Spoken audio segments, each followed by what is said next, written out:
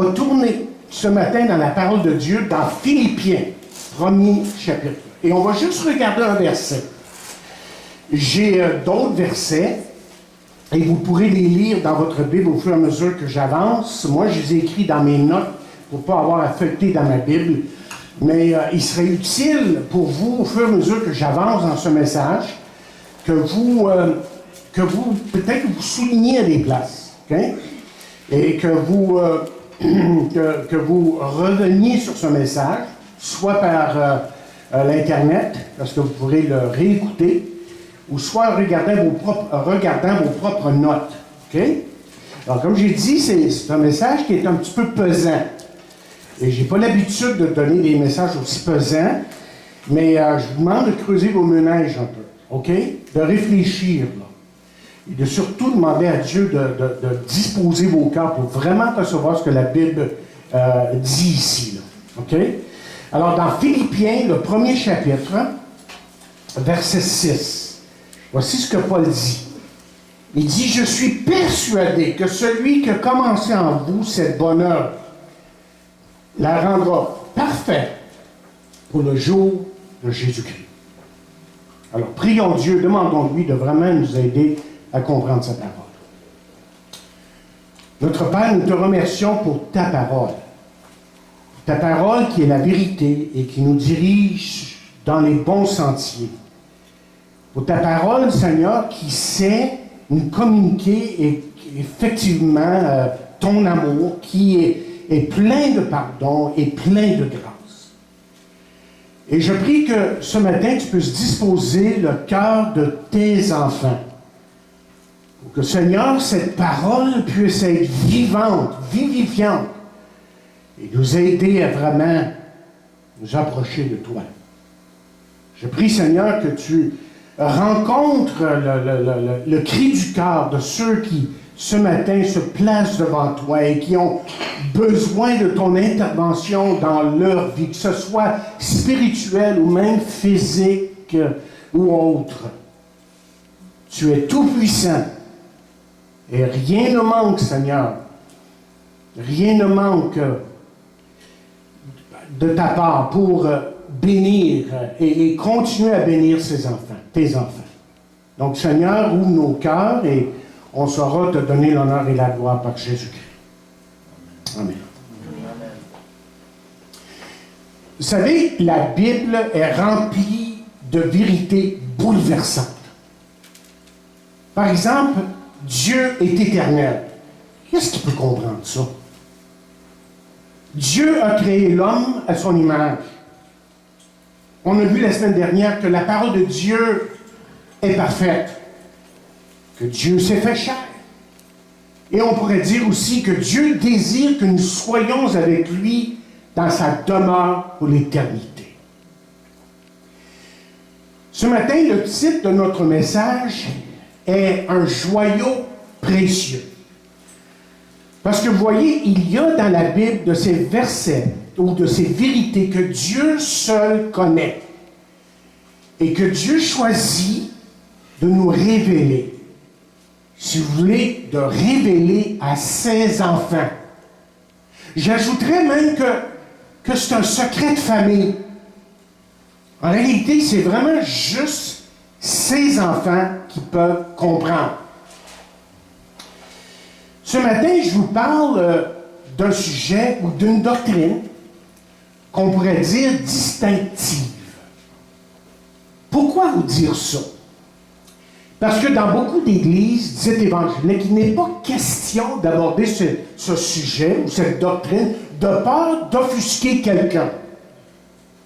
Parce que c'est une vérité que beaucoup ne comprennent tout simplement pas.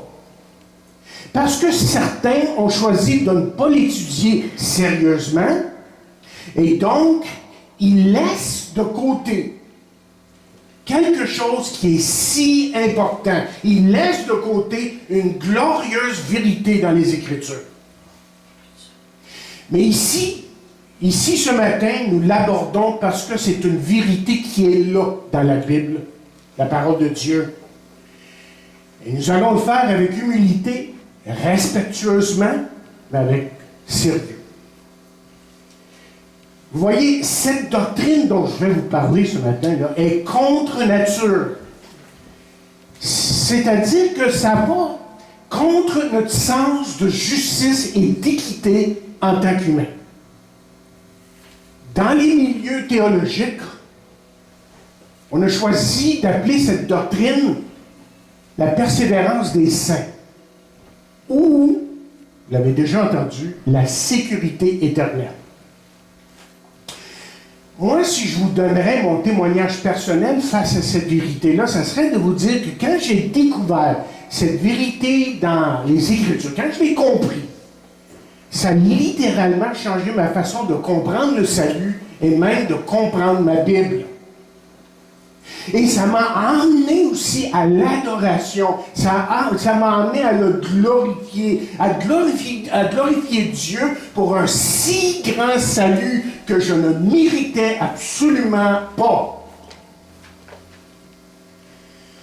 Alors, qu'est-ce que la sécurité éternelle?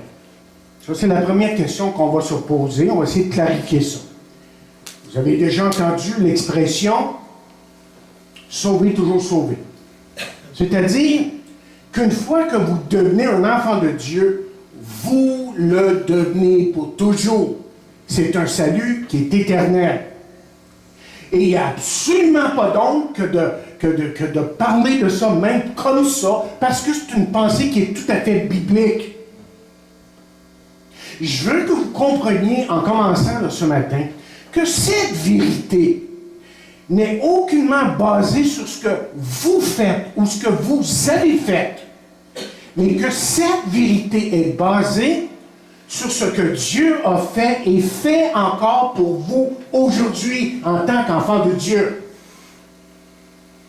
Alors pourquoi est-ce que cette vérité, pourquoi est-ce que cette merveilleuse vérité, pourquoi est-elle si peu comprise ou malmenée ou mise de côté par beaucoup d'églises? Je vais essayer de donner quelques raisons. Il y en a sûrement plusieurs, mais au moins deux. Et la première raison est celle-ci. C'est parce qu'on pense humainement. Humainement parlant. Je vais vous donner des exemples. Les gens pensent que le ciel s'obtient par les œuvres, n'est-ce pas? Si vous parlez à quelqu'un de l'Évangile, que vous leur parlez de la grâce, et que le salut c'est gratuit, ça ne se mérite pas.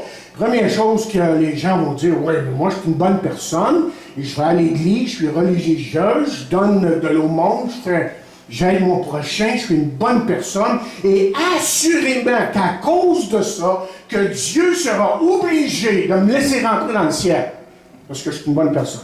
Hein, vous l'avez déjà entendu? OK. Malheureusement, on fait la même chose avec la sécurité éternelle. On pense exactement de la même façon. On traite cette doctrine, ce qu'on appelle la sécurité éternelle, à peu près de la même façon. Et la logique est comme suit. Un jour, je pourrais m'éloigner de Dieu au point de perdre mon salut. Je peux tomber dans le monde, commettre des péchés assez abominables, au point que Dieu va me rejeter, que je vais perdre mon salut. Mais est-ce que c'est une logique qu'on trouve dans la Bible, ça? Ou est-ce que c'est un homme de paille qu'on est en train de s'ériger?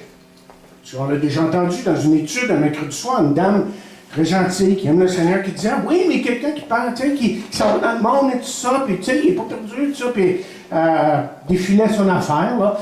Et puis, il y a beaucoup de chrétiens qui ne comprennent pas la sécurité éternelle. Et je vais juste commencer avec Judas, OK? Il y a un verset dans la Bible, juste pour commencer. On va défiler un paquet d'affaires tantôt, là. Mais Jude, qui est juste avant l'Apocalypse, je dis Jude 1, puis il y a juste un chapitre, premier verset. Okay? Voici ce que Jude nous dit. Il dit, Jude, serviteur de Jésus-Christ et frère de Jacques, à ceux qui ont été appelés, à ceux qui sont aimés en Dieu le Père et gardés pour Jésus-Christ. Vous remarquez les verbes. Qui est-ce qui appelle? C'est Dieu qui appelle. Qui est-ce qui aime ici? C'est Dieu qui aime. Et qui est-ce qui garde? C'est Dieu le Père qui garde. Tout de suite, en commençant avec Jude 1, on a justement un verset qui nous certifie que celui qui nous garde, c'est Dieu. Alors, la première chose, c'est qu'on pense humainement parlant. On pense de façon humaine. La deuxième raison, c'est parce que on prend des versets, des passages hors contexte, on interprète mal la parole de Dieu pour soutenir le contraire. D'abord, j'ai souvent remarqué, et je l'ai fait moi-même parce que je croyais comme ça. Okay? Donc, je sais de quoi je parle. Okay? J'étais sur le bord à un moment donné. J'argumentais. Ceux qui disaient que je ne veux jamais être perdu. J'ai remarqué qu'on s'attarde sur des versets très difficiles. Plutôt que d'aller vers des passages qui sont clairs. Et ça, c'est un principe d'interprétation. Il faut toujours partir de ce qui est clair et aller vers ce qui est plus difficile à interpréter. Et si ce que tu interprètes, qui semble être difficile à comprendre et à interprétation, tu dois toujours jamais contredire ce qui est clair. Je leur donne la vie éternelle et personne ne les ravira de ma main. C'est clair, c'est net, on en parlera tantôt. Mais on s'attarde justement sur Hébreux 6, Hébreux 10, Romains 2, Jacques 2, des versets comme ça. Mais certains font l'erreur d'utiliser des textes qui sont hors contexte ou de différentes dispensations. Laissez-moi vous donner un exemple c'est pas ça que les gens font, mais je vais vous donner un exemple et vous allez dire, ben non, c'est sûr, c'est comme ça. Par exemple, est-ce qu'on sacrifie des brebis aujourd'hui? Non, on ne sacrifie pas des brebis, parce que vous et moi, on sait en tant qu'enfants de Dieu que Jésus a été l'agneau parfait. C'est clair ça dans la parole. Jésus a tout accompli. Plus besoin de tuer des brebis pour apaiser la colère de Dieu, parce que Jésus-Christ est mort sur la croix pour mes péchés une fois pour toutes. Vous allez trouver ça dans Hébreux, plusieurs reprises. Keith Green, je l'ai déjà mentionné, il y en a qui vont s'en rappeler, a écrit une chanson qui cite le psaume 51. Et Keith Green, c'est un homme qui aimait Dieu, j'ai aucun doute de ça. Mais il cite à un moment donné dans une de ses chansons le psaume 51. Et là, Marc chantait ça un jour. J'ai dit à Marc, moi je ne pourrais pas chanter cette chanson-là. Je ne pourrais pas chanter ça. Parce que, justement, il y a un des versets dans le psaume 51. On l'a étudié cette semaine. On a étudié le psaume 51 là, pendant 2 semaines. Et dans le psaume 51, un des versets se lit comme suit. « Ne me rejette pas loin de ta face. Ne me retire pas ton Esprit Saint. » Ton Esprit Saint. Là, j'ai dit à mon garçon, à un moment donné, que je ne pourrais pas chanter ça parce qu'il n'est pas dans la bonne dispensation. Là, il était sous la loi. Aujourd'hui, on est sous la grâce. Et c'est pas pareil. Pourquoi est-ce que c'est pas pareil? Bien, on a juste à tourner vers les Écritures pour voir que l'Esprit de Dieu aujourd'hui agit en permanence dans le croyant. Chose qui n'était pas vraie dans l'Ancien Testament. C'est pour ça que Jésus a dit ceci. Il a dit, « Et moi, je prierai le Père, et il vous donnera un autre consolateur, afin qu'il demeure éternellement avec vous. » Ça, c'est un langage qu'on ne trouve pas dans l'Ancien Testament. C'est pour le Nouveau Testament. C'est à partir du jour de la Pentecôte que le Saint-Esprit est venu dans l'Église, dans le croyant, et qu'il est venu pour être là en permanence. Mais continuons. Il dit l'Esprit de vérité que le monde ne peut recevoir parce qu'il ne le voit point et ne le connaît point. Mais vous le connaissez, par ses disciples ici. Il demeure avec vous. Puis là, avez-vous remarqué le temps? Il sera, jour de la Pentecôte, quand le Saint-Esprit va venir sur tout le monde. Et tout le monde va être habité par le Saint-Esprit. Il est avec vous, là, par ses disciples. Et un jour, il va être en vous, il sera en vous en permanence. Et je répète, et on va tout étudier ça dans les mercredis à venir. Pour au moins 2-3 mercredis.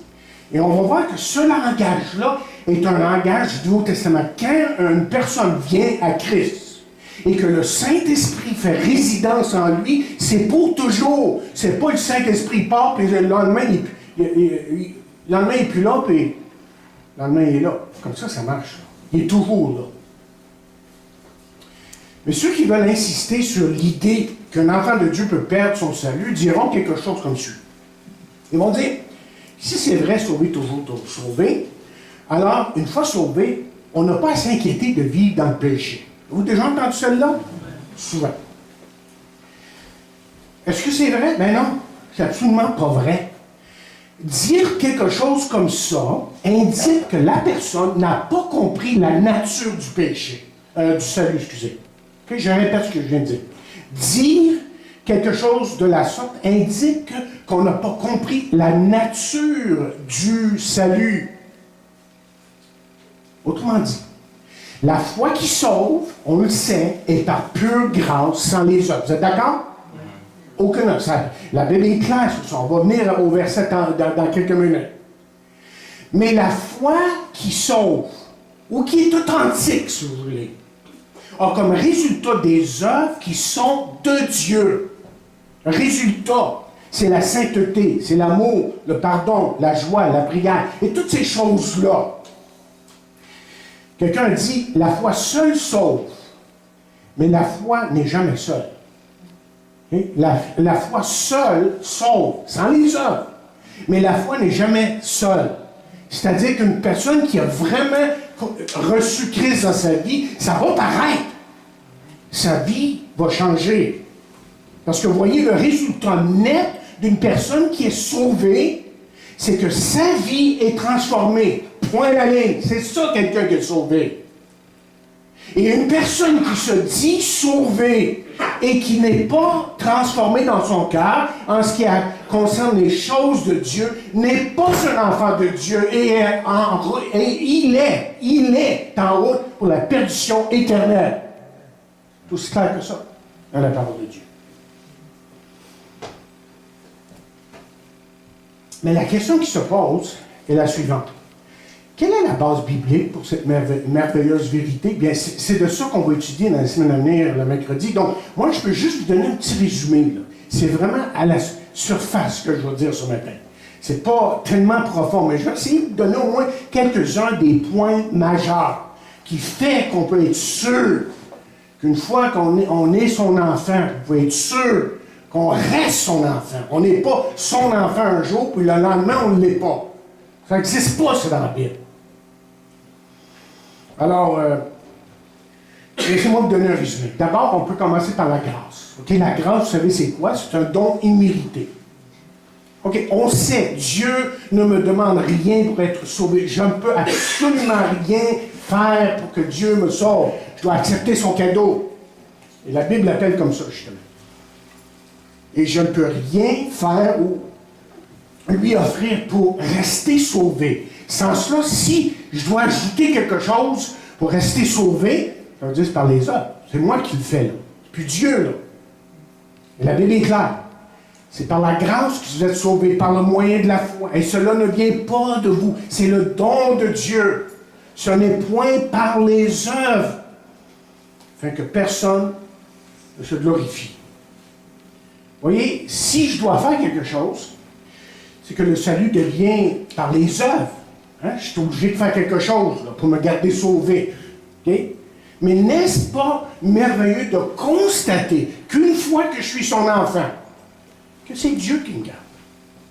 Et il a tous les moyens pour le faire. Il a tous les moyens pour le faire. Ensuite, parlons de l'amour inconditionnel de Dieu. En tant qu'enfant de Dieu, vous ne serez, chers amis, jamais, mais au grand jamais, hors de la portée de l'amour de Dieu. Parce que son amour pour vous là, est inlassable. Ça ne cesse jamais, ça. Mais je veux que vous écoutiez ce que la Bible dit. OK? Et dans Romains 5, versets 8 à 10, voici comment ces versets-là commencent. Il dit, mais Dieu prouve son amour. Alors, tout ce qu'il va dire là, dans les versets, des lignes, et les paroles qui suivent, le prémisse, c'est que Dieu prouve son amour. Dieu vous aime. Et là, il parle à ses enfants. Il ne parle pas n'importe qui ici, là. Il parle à ses enfants. Alors, il dit ceci. Et Dieu prouve son amour envers nous en ce que lorsque nous étions encore des pécheurs, Christ est mort pour nous. À plus forte raison, donc, maintenant que nous sommes justifiés par son sang, serons-nous sauvés par lui de la colère. Pourquoi est-ce qu'il dit ça? On va en parler dans un instant, mais la justification, c'est d'être déclaré non coupable. Devant Dieu, je ne suis plus coupable. OK? Et donc, si je suis plus coupable, je ne suis plus sous sa colère. Parce qu'aussi longtemps que je reste dans mon péché, la colère de Dieu est sur moi. Et Dieu, un jour, va me détruire. Envoyer dans la perdition, si vous voulez, si je ne me tourne pas vers Jésus. OK. Donc, à plus forte raison, donc, maintenant que nous sommes justifiés par son sang, serons-nous sauvés par lui de la colère? Et ce qui suit est très important. Écoutez bien. Il dit, car si, lorsque nous étions ennemis, il nous aime, là, OK? Nous avons été réconciliés avec Dieu par la mort de son Fils.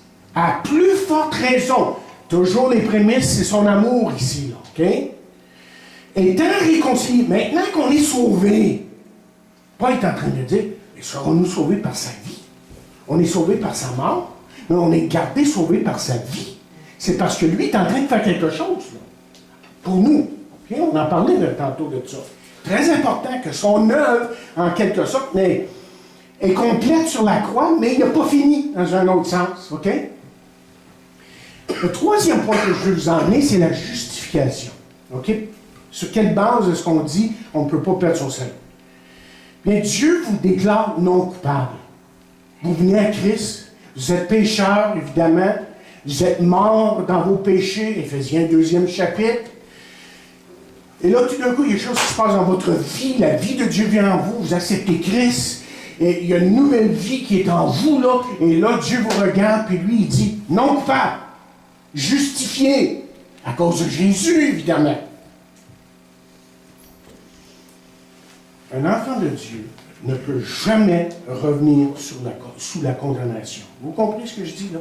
Un enfant de Dieu ne peut jamais revenir sous la condamnation. Pourquoi? Pas parce que je le dis, c'est la Bible qui le dit. Écoutez ce qu'il dit, Romains 8, verset 1. Il n'y a maintenant aucune condamnation. Aucune condamnation pour ceux qui sont en Jésus-Christ, pour ceux qui sont sauvés, qui sont fidèles et qui honorent Dieu, qui marchent dans c'est pas ça qui est écrit. Qui sont ceux qui ne sont pas sous la condamnation? Ceux qui sont en Jésus-Christ, ceux qui sont sauvés. Point à la ligne. Le reste, c'est tout simplement le résultat de ce qu'on est. Je dois avancer parce que je sais que je peux m'étendre, c'est fascinant. L'élection, Dieu. Toute la question d'élection. OK? Savez-vous que Dieu vous a choisi avant la fondation du monde, indépendamment de votre choix, et pourtant, la Bible vous demande de faire un choix. Et là, vous dites, une minute. Comment démêler ça? Mais commençons par Éphésiens 1.4. OK? On va aller à Éphésiens 1.4, là, puis là, on lit ceci. En lui, Dieu nous a élus avant la fondation du monde. Avant que vous soyez nés, avant que la terre existe, avant que quoi que ce soit qui existe, Dieu vous avait choisi pour être son enfant. Je comprends tout ça, moi? Non, ça me dépasse. Mais ça, c'est Dieu. Je ne peux pas comprendre. Moi, ça me dépasse. Si je comprends ça dans ma petite tête de linotte, comme ma mère disait souvent, de linotte, moi, je ne pourrais pas comprendre ça. Ah non, moi, je me dis, Seigneur, tu m'as élu avant que le monde. Ouais, tu pensais à moi? Attends une minute, là. Je ne comprends pas ça, évidemment, OK? Mais il dit, pour que nous soyons saints et irrépréhensibles devant lui. Hein? Pour. Mais est-ce que ça, c'est logique, ça? Je sais que la Bible dit que l'homme est appelé à choisir Dieu, et pourtant la Bible dit que c'est lui qui m'a choisi. Mais écoutez, essayez de vous aider ici. C'est parce que vous êtes choisi par Dieu que vous pouvez choisir Dieu. Je pense que je ne peux pas le dire mieux que ça. Okay? C'est parce que vous êtes choisi par Dieu que vous êtes capable de venir à lui. Pas l'inverse. Il y en a qui inversent ça. Ah, ben Dieu, en quelque part, il a vu dans l'éternité là, que tu allais accepter. Là, puis là, il te dit, OK, lui, j'ai choisi, puis tu m'as accepté. Pas comme ça marche. C'est l'inverse qui est. Et ça, c'est pas logique, humainement parlant. Comprenez l'idée, là? Logiquement, humainement parlant, là, attends une minute. Wow, c'est moi qui décide.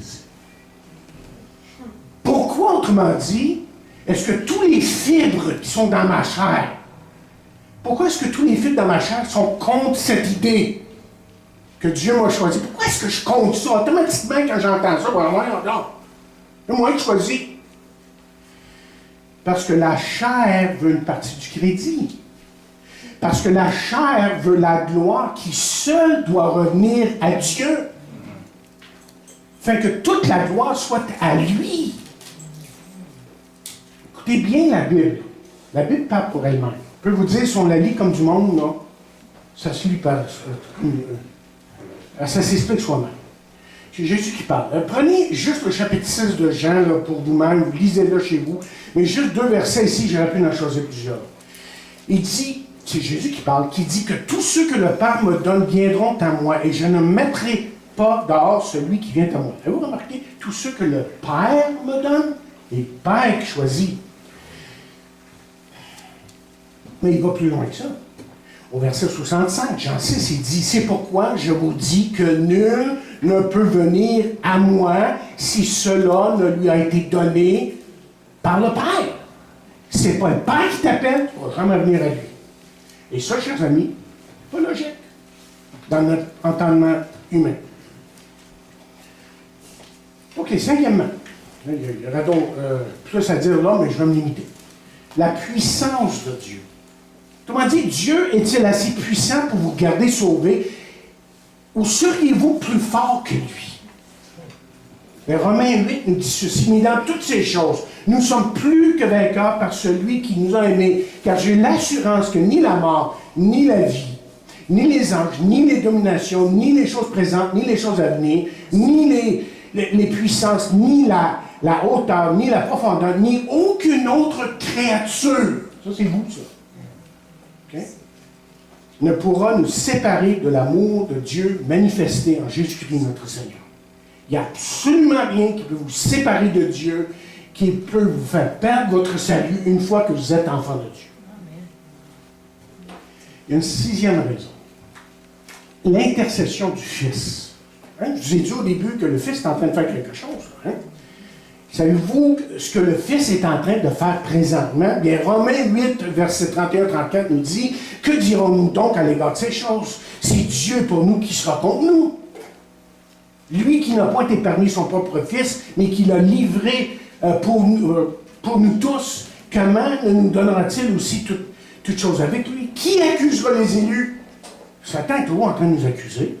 Mais bon, on n'est pas bon, on n'est pas capable, puis on pêche, puis, tu sais, non, c'est ton enfant, et tu croches, tu sais. C'est Dieu qui justifie, il dit, qui les condamnera? Christ est mort, bien plus, il est ressuscité. Et il parle de Jésus, il est à la droite de Dieu, et il intercède pour eux, ou pour nous. Et ça rejoint évidemment ce que Jésus a prié pour ses disciples un jour. Et là, il y a une longue prière ici que Jésus fait.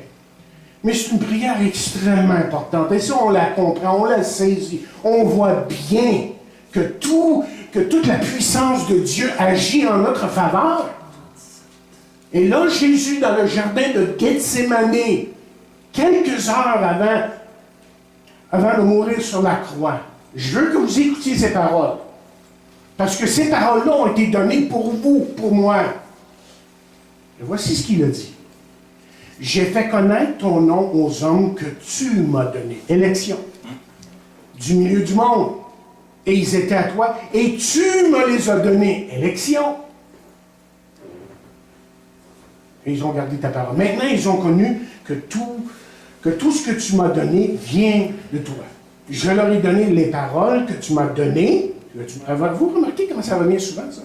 Très important comme parole. Et ils les ont reçus, ils ont vraiment connu que je suis sorti de toi, ils ont cru que tu m'as envoyé. C'est pour eux que je prie. Je ne prie pas pour le monde. Oh! Il y a des explications juste là à donner. Okay? Il dit, je ne prie pas pour le monde, je prie pour mes enfants. Je prie pour ceux que tu m'as donnés. Mais pour ceux que tu m'as donnés, parce qu'ils sont à toi. Et tout ce qui est à moi est à toi, et tout ce qui est à toi est à moi, et je suis glorifié en eux. Continue à dire ceci. Je ne suis plus dans le monde, ils sont dans le monde, je vais à toi, et je vais à toi. Père Saint, garde en ton nom ceux que tu m'as donnés. Je vous pose une question. Pensez-vous que Dieu a répondu à cette prière-là? Afin qu'ils soient un comme nous. Ensuite, il dit ceci. Lorsque j'étais avec eux dans le monde, je les gardais. Qui est-ce qui gardait? C'est lui. En ton nom. J'ai gardé ceux que tu m'as donnés, et aucun d'eux s'est perdu, sinon le fils de perdition, afin que l'Écriture fût accomplie. Et maintenant, je vais à toi. Et je dis ces choses dans le monde afin qu'ils aient en eux ma joie parfaite. Je leur ai donné ta parole et le monde les haït parce qu'ils ne sont pas du monde. Comme moi, je ne suis pas du monde. Je ne te prie pas de les ôter du monde, mais de les préserver du mal. Ils ne sont pas du monde. Comme moi, je ne suis pas du monde. Système, OK? Ce qui se passe dans le monde. Il dit, sanctifie-les par ta vérité. Ta parole est la vérité. Comme tu m'as envoyé dans le monde, je les ai aussi envoyés dans le monde. Et je me sanctifie moi-même pour eux, afin qu'eux aussi soient sanctifiés par la vérité. Et là, c'est très important ce qui suit. Il dit, ce n'est pas pour eux seulement que je prie. Priait pour ses disciples, okay, spécifiquement. Mais ensuite, il dit, mais encore pour ceux qui croiront en moi par leur parole. Ça, c'est nous. Il est en train de dire, Père, garde-les! Afin que tous soient un comme toi, Père, tu es en moi et comme je suis en toi. Afin qu'eux aussi soient un en nous, pour que le monde croie que tu m'as envoyé. Il y a un dernier point. Je dois faire vite parce que le temps est déjà passé, mais j'ai d'autres choses à dire qui est très important. Okay? Le dernier point, c'est ce que j'appelle les décrets de Dieu. Les décrets de Dieu, c'est tout simplement des choses que Dieu a dit et qui sont irréversibles. OK? Et il y a plusieurs décrets dans la parole de Dieu, mais voici 3 décrets. Dans Jean 10, verset 28, je leur donne la vie éternelle, elles ne périront jamais, et personne ne les ravira de ma main. Il est en train de dire ça, c'est comme ça va être. Et ça ne sera jamais autrement. Ils sont à moi, puis ils sont à moi pour l'éternité, une fois pour toutes. OK. Maintenant, la question qui revient, c'est une personne, un enfant de Dieu, on ne parle pas de n'importe qui, ne peut-elle pas s'éloigner au point de perdre son salut? C'est ça la question. Okay? Là, j'ai créé la base pour la sécurité. Écoutez, je vais commencer en disant ceci. C'est que souvent, un enfant de Dieu peut agir d'une façon qui ressemble étrangement à un païen. Et on se demande si vraiment cette personne-là est convertie. Mais écoutez, la parole de Dieu est claire et Daniel l'a cité ce matin. Le Seigneur connaît ceux qui lui appartiennent. Très important. Dieu le sait. Okay?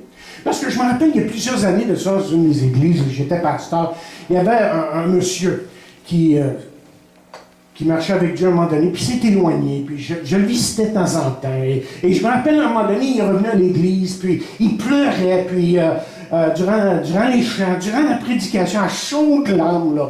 Et je sais qu'à ce moment-là, que Dieu a touché son cœur. Je ne sais pas s'il est vraiment revenu au Seigneur, mais c'est juste pour nous dire une chose, qu'il ne faut jamais abandonner les gens. Il faut prier pour eux. Et leur témoigner l'amour. L'amour de Dieu. Mais revenons à la question posée. Une personne peut-elle s'éloigner au point de perdre son salut? Mais la réponse est non, évidemment. Parce que pour ceux qui disent que tu peux perdre ton salut, moi je leur demande tout simplement la question, c'est combien de péchés il faut que tu fasses? Un péché pour Dieu puis 1000 péchés, il n'y a pas grande différence. Un péché, c'est un péché. Alors combien de péchés dois-tu faire? Puis une autre logique que j'essaie de leur lancer, c'est OK, si tu peux perdre ton salut, ça veut dire que dans 5 ans, là, peux-tu me garantir que tu vas être sauvé? Peux-tu me garantir? Oui, moi, je vais être. Ah, ça dépend de toi. Est-ce que peux-tu peut-être quelque chose qui va t'arriver que tu vas le perdre? Ça dépend de toi. Qui sommes-nous pour être capables de garder notre salut? Voyons donc, Satan est bien plus fort que nous. Et la Bible dit que celui qui est en nous est plus puissant que celui qui est en dehors de nous. Il est en nous, là, Christ. Mais revenons à cette idée d'équilibre. Qu'est-ce qui donne un équilibre à cette doctrine de la sécurité éternelle? Parce qu'on essaye, et puis il y a toujours un équilibre dans la Bible. Mais l'équilibre se trouve très clairement dans la Bible. C'est que la Bible nous dit que Dieu châtie ceux qu'il aime. OK? Et qu'est-ce que ça veut dire exactement? Ça veut dire tout simplement que ceux qui s'éloignent de lui, que Dieu va faire en sorte qu'ils reviennent. Et des épreuves, comme bon père de famille, Dieu pourra permettre et parler et agir pour que son enfant revienne. Et jusqu'où que ça peut aller, ça? 1 Corinthiens 11e chapitre, verset 30, 32. Lisez bien ces versets. C'est pour cela qu'il y a parmi vous beaucoup d'infirmes et de malades, et qu'un grand nombre sont morts. Il parle à des enfants de Dieu ici. Si nous nous jugions nous-mêmes, nous ne serions pas jugés. Mais quand nous sommes jugés, et ça peut inclure la mort, okay? Nous sommes châtiés par le Seigneur afin, écoutez bien la dernière phrase, là, nous ne soyons pas condamnés avec le monde. Mais qu'est-ce qui empêche Dieu, si Dieu l'a dans sa main, là? Dites-moi, qu'est-ce qui empêche Dieu de lui enlever la vie avant qu'il perde son salut? C'était le cas, c'était possible. Si Dieu est vraiment aimant, plein d'amour et tout le reste, grâce, qu'il ne va pas tout le laisser s'échapper, le garder, trouver un moyen pour... Évidemment. Mais la Bible enseigne aussi que Dieu veut récompenser son enfant qui est fidèle, et c'est pour ça que la Bible nous dit qu'il nous faut tous comparaître devant le tribunal de Christ, afin que chacun reçoive selon le bien ou le mal qu'il aura fait étant dans son corps.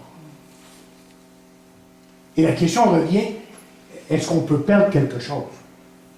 Ben oui, on peut perdre quelque chose. On peut perdre ses récompenses. On ne perd jamais son salut, mais on peut perdre ses récompenses.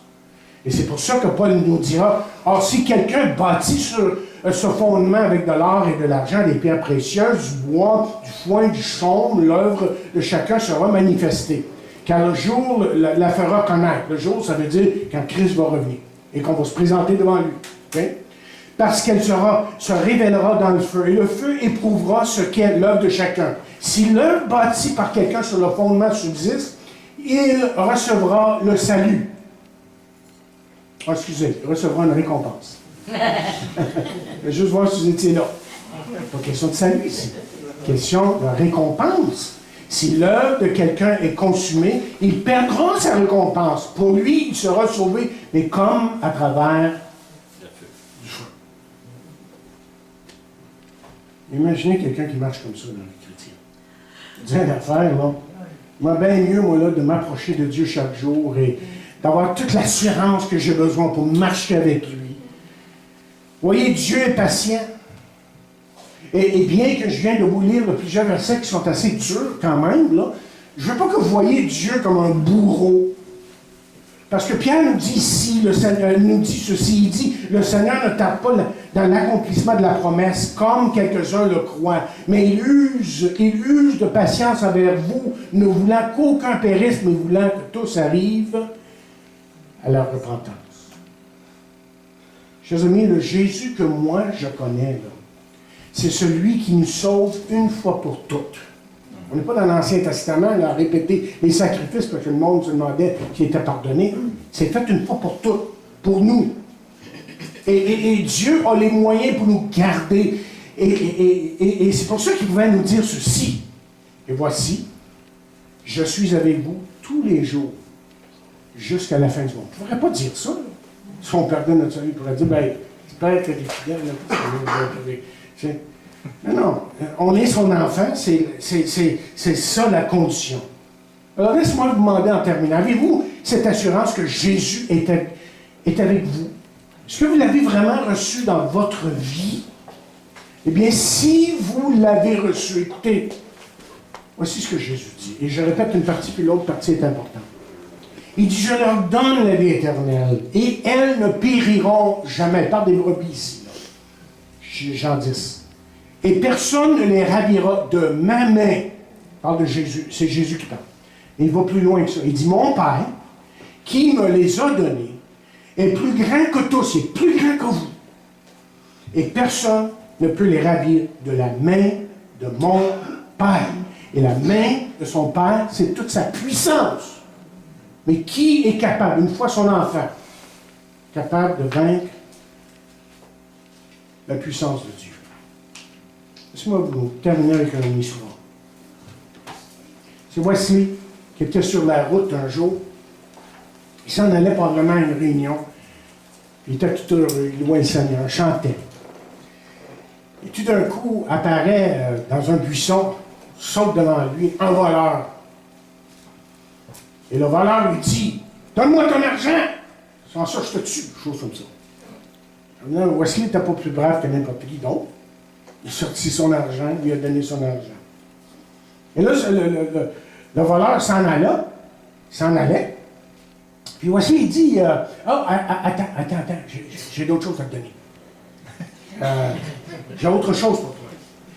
Il dit, écoute, si jamais ça vient, là, que tu regrettes ce que tu fais là, je veux que tu saches que le sang de Jésus pardonne tous les péchés. Là, l'affaire part, puis Wesley priait pour lui, puis quelques années après une réunion, parlement d'évangélisation, il y a un homme qui s'approche de lui. Et effectivement, c'était le voleur. Puis le voleur était devenu un homme assez prospère. Sa vie va changer, puis ça allait bien, ces affaires-là. Puis là, il est venu proche de Wesley, il a pris sa main, puis il a dit, « Oh, merci, monsieur Wesley, c'est à cause de vous, c'est à cause de vous. » John Wesley le regarde et dit, « Non, c'est pas moi. C'est le sang de Jésus qui efface tous les péchés, qui t'a sauvé. » Et c'est ça, chers amis. On laisse le sang de Jésus purifier nos péchés, que la vie de Dieu devienne la nôtre, que la vie éternelle s'installe dans nos vies. Un changement éclatant, extraordinaire qu'il y a en nous. Et là, c'est possible de marcher dans son amour et dans sa grâce. Et la question que je vous demande, l'avez-vous fait ça? Est-ce que vous avez fait confiance à Jésus, lui qui est mort sur la croix pour vos péchés et qui veut vous donner la vie de Dieu, la vie éternelle aujourd'hui, et ça pour toujours, pour que vous marchiez la tête haute, manière de parler, sachant que vous êtes un enfant de Dieu et que vous êtes récipient à partir de ce moment-là de tout ce qu'il veut dire, de tout ce que Dieu peut vous donner. J'espère que c'est le cas. Ce n'est pas le cas. Vous pouvez simplement lui dire, Seigneur Jésus, je sais que je suis un pécheur et je sais que tu es mort sur la croix pour moi. Entre dans ma vie et sois mon sauveur. Et si vous faites cette simple prière-là, juste des mots semblables, là, et que vous le dites vraiment du plus profond de votre cœur, vous allez être sûr d'une chose. Vous allez être son enfant, vous êtes son enfant, et là, ce qui peut arriver dans votre vie, on ne peut pas décrire, mais on sait qu'il va la changer. Prions. Seigneur, pour ces quelques paroles qu'on a essayé de dire ce matin d'une façon claire et nette, avec exactitude, je prie que tu nous éclaires toi-même, parce que c'est ton Saint-Esprit qui nous amène à te reconnaître d'abord comme Sauveur et Seigneur, et qui nous rassure, qui nous donne l'assurance que nous t'appartenons pour l'éternité. Et donne à tes enfants, Seigneur, ce désir de sainteté, et donne à tes enfants ce désir de te glorifier, et donne à tes enfants ce désir de t'adorer, et de manifester cette joie et cette paix que tu nous as donnée. Et nous prions dans le nom de Jésus. Amen.